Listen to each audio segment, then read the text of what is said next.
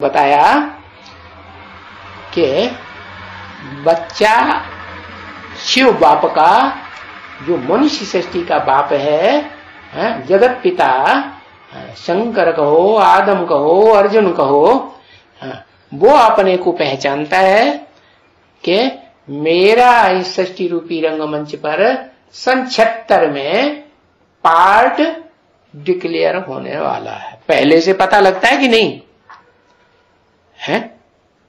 पहले से अंदर से ये टचिंग आने लगती है। टचिंग आने लगती है माने प्रेरणा आती है नहीं, ज्ञान के आधार पर जो भी बेसिक ज्ञान मिला, उस बेसिक ज्ञान के आधार पर बुद्धि में टचिंग आती है कि इतने ब्राह्मणों की दुनिया के बीच में कोई तो एक मुकर्रर रथधारी आत्मा है ना, और वो अभी प्रत्यक्ष नहीं है, गुप्त पार्टधारी है। लेकिन बाबा ने बोल दिया, क्या बोल दिया कि घबराओ मत, बैकबोन बाप दादा है, बैकबोन बाप दादा किसी व्यक्त तन के द्वारा माने साकार शरीर के द्वारा प्रत्यक्ष हो ही जावेंगे, आज नहीं तो कल हो जावेंगे है? अरे अभी 10-20 साल में नहीं तो अभी तो टाइम पड़ा है ना, तो प्रत्यक्ष हो ही जावेंगे संसार के सामने। पहले किसके सामने प्रत्यक्ष होंगे? सूक्ष्म बनकर ब्रह्मा में प्रवेश नहीं करता हूं। अच्छा, सूक्ष्म बनकर ब्रह्मा में प्रवेश नहीं करता हूं? अरे जो सूक्ष्म तनधारी है वो प्रवेश करेगा कि नहीं? शिव नहीं प्रवेश करता है। शिव में और आदम के आत्मा में अंतर है या नहीं? कौन सा सूक्ष्म शरीर प्रवेश करता है? शिव का? हाँ, शिव जो है वो सूक्ष्म शरीरधारी, वो जो भूत प्रेत कहे जाते हैं उनमें प्रवेश नहीं करता है। वो सूक्ष्म शरीर जो इस शरीर सृष्टि रूपी रंगमंच पर सदा काल हाजिर रहता है, कोई है या नहीं है? तो वो सूक्ष्म शरीर ही रहता है या अभी अभी 1 सेकंड में शरीर छोड़ा और फटाक से दूसरे शरीर में प्रवेश कर लिया? अरे प्रवेश किया कि नहीं? तो सूक्ष्म शरीर कहेंगे या स्थूल शरीर ही कहेंगे? स्थूल हुआ है ना, लेकिन स्थूल के साथ सूक्ष्म रहता है या नहीं है? रहता है। और सूक्ष्म शरीर स्वप्न में बाहर इधर उधर घूमता है कि नहीं?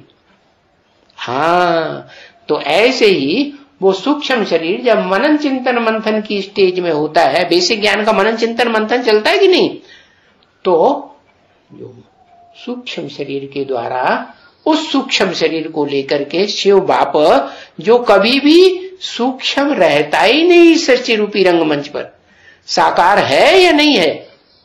हाँ, तो ऐसे नहीं कहेंगे कि वो सूक्ष्म शरीर है, सिर्फ स्थूल शरीर उसका है ही नहीं। जैसे स्वप्न में बाहर घूमते हैं तो सूक्ष्म शरीर से घूमते हैं ना, तो ऐसे ही ऐसे तो नहीं स्थूल शरीर नहीं है।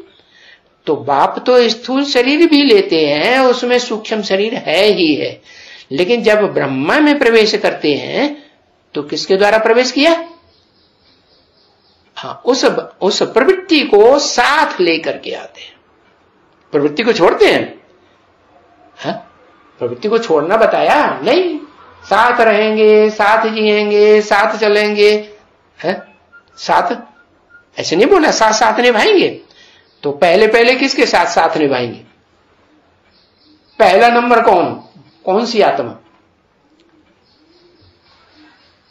अरे मुकर्रर रथधारी आत्मा। तो क्या जब यज्ञ के आदि में है, जब शरीर छोड़ दिया तो क्या माताओं में प्रवेश नहीं करते थे? है? कैसे प्रवेश करते थे? सूक्ष्म सोल के द्वारा नहीं प्रवेश करते थे? हाँ, सूक्ष्म शरीर के द्वारा ही उन माताओं में भी प्रवेश करते थे। ऐसे नहीं कि बिंदु आत्मा सीधी प्रवेश करेगी, नहीं, सीधी तो बिंदु आत्मा सिर्फ मुकर्रर रथ में प्रवेश, अर्जुन के ही रथ में आवेंगे। क्या? जैसे रामायण में लिखा, कल्प कल्प लग प्रभु अवतारा, हर कल्प में त्रेता युग में राम का जन्म होता है। तो सबका नहीं होगा फिर, हाँ, बताया कि जो मुकर्रर रथधारी में प्रवेश करते हैं वो आत्मा मनुष्य सृष्टि का बड़ा बच्चा, जो शिव का बड़ा बच्चा कहा जाता है, उसका काम है अपने को पहचानना और अपने इस सृष्टि रूपी रंगमंच पर सदा काल सहयोगी रहने वाले बच्चे को पहचानना। कौन हुआ? अंतिम जन्म में तो सदा काल नहीं है बच्चा, लेकिन बनाएगा या नहीं बनाएगा? हाँ, बना के रखेगा। तो बताया सन सोच फादर, फादर सोच सन से, ये यहां से परंपरा शुरू होती है।